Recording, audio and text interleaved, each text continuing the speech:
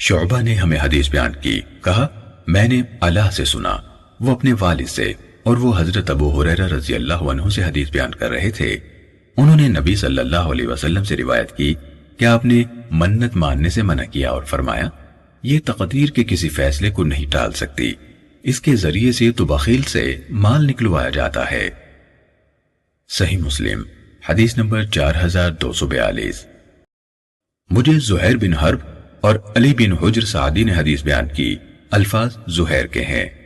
ان دونوں نے کہا ہمیں اسماعیل بن ابراہیم نے حدیث سنائی، کہا ہمیں ایوب نے ابو قلابہ سے حدیث بیان کی، انہوں نے ابو محلب سے، اور انہوں نے حضرت عمران بن حسین رضی اللہ تعالیٰ عنہ سے روایت کی۔ انہوں نے کہا ثقیف بنو عقیل کے حلیف تھے۔ ثقیف نے رسول اللہ صلی اللہ علیہ وسلم کے اصحاب میں سے 2 آدمیوں کو قید کر لیا۔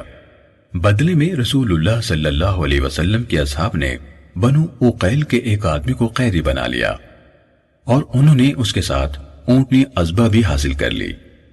رسول اللہ صلی اللہ علیہ وسلم اس آدمی کے پاس سے گزرے، وہ بندھا ہوا تھا۔ اس نے کہا اے محمد، آپ صلی اللہ علیہ وسلم اس کے پاس آئے اور پوچھا کیا بات ہے؟ اس نے کہا آپ نے مجھے کس وجہ سے پکڑا ہوا اور حاجیوں کی سواریوں سے سبقت لے جانے والی اونٹنی کو کیوں پکڑا ہے؟ آپ نے اس معاملے کو سنگین خیال کرتے ہوئے جواب دیا میں نے تمہیں تمہارے حلیف ثقیف کے جرم کی بنا پر یعنی اس کے ازالے کے لیے پکڑا ہے۔ پھر آپ وہاں سے پلٹے تو اس نے پھر سے آپ کو آواز دی اور کہا اے محمد، اے محمد۔ رسول اللہ صلی اللہ علیہ وسلم بہت رحم کرنے والے نرم دل تھے۔ پھر سے آپ اس کے پاس واپس آئے اور فرمایا کیا بات ہے؟ اس نے کہا اب میں مسلمان ہوں۔ آپ نے فرمایا اگر تم یہ بات اس وقت کہتے جب تم اپنے مالک آپ تھے یعنی آزاد تھے تو تم پوری بھلائی حاصل کر لیتے، اب بھی ملے گی لیکن پوری نہ ہوگی۔ پھر آپ پلٹے تو اس نے آپ کو آواز دی اور کہا اے محمد، اے محمد۔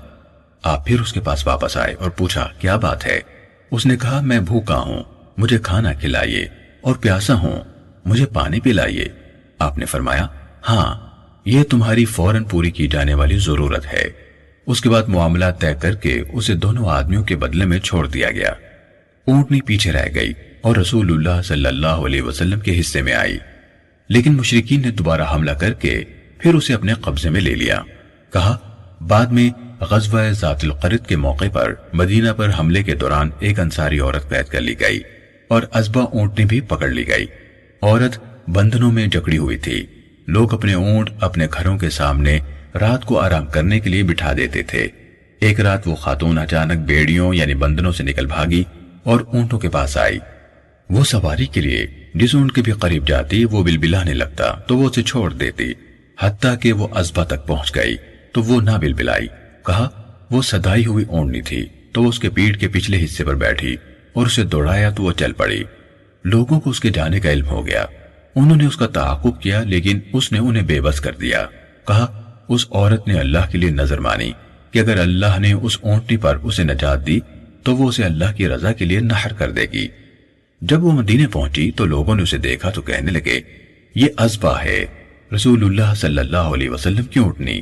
وہ عورت کہنے لگی کہ اس نے یہ نظر مانی ہے کہ اگر اللہ نے اسے اس اونٹنی پر نجات عطا فرما دی تو وہ اس اونٹنی کو اللہ کی راہ میں نحر کر دے گی۔